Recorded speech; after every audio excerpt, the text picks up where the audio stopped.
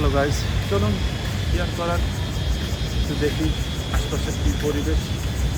এই যে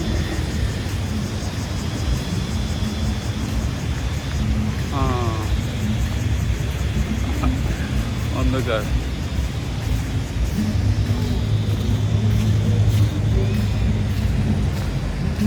এখানে আমরা ভুট্টা আমাদের দেশে আমরা ভুট্টা খাই না। এখন ভুট্টার কত আইটেম বুঝছেন, কত আইটেম ani তারা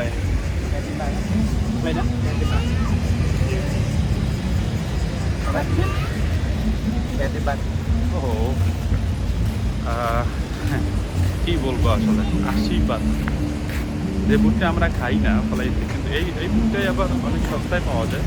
সে বিচের পাড়ে যেহেতু দোকান করে, তো বিচের পাড়ে সবসময় জিনিসপত্র একটু দাম বেশি থাকে, তাছাড়া কাস্টমাররা ওয়ান টাইম এখানে নেয় আর কি। তো যার কারণে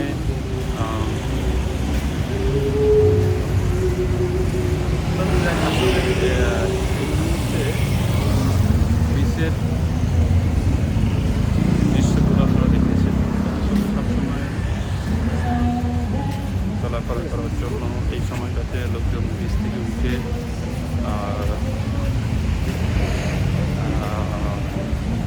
রাস্তা দিয়ে যায় এবং যাদের নিজ গন্তব্যে চলে যায় এবং তাদের হোটেলে নিয়ে রেস্ট করে আবার চলে একটু বিচ দিয়ে হাঁটি। এই সময়টা একটু তেমনই মনে হচ্ছে যে বিচ দিয়ে হাঁটলেই মনে হয় অনেকটা ভালো লাগবে। তো চলুন আমরা বিচ দিয়ে হাঁটি আর আপনাদের সঙ্গে গল্প করি। বিচের আশপাশের পরিবেশ অনেকটা বেটার, আর বিচে হাঁটলেই অনেকটা মন ভালো হয়ে যায় আসলে। দেখেন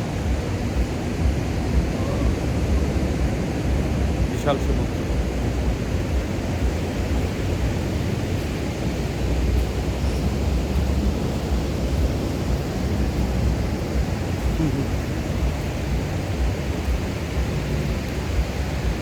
রাস্তা দিয়ে হাঁটতেছিলাম, মনে হচ্ছে যে না ভালো লাগে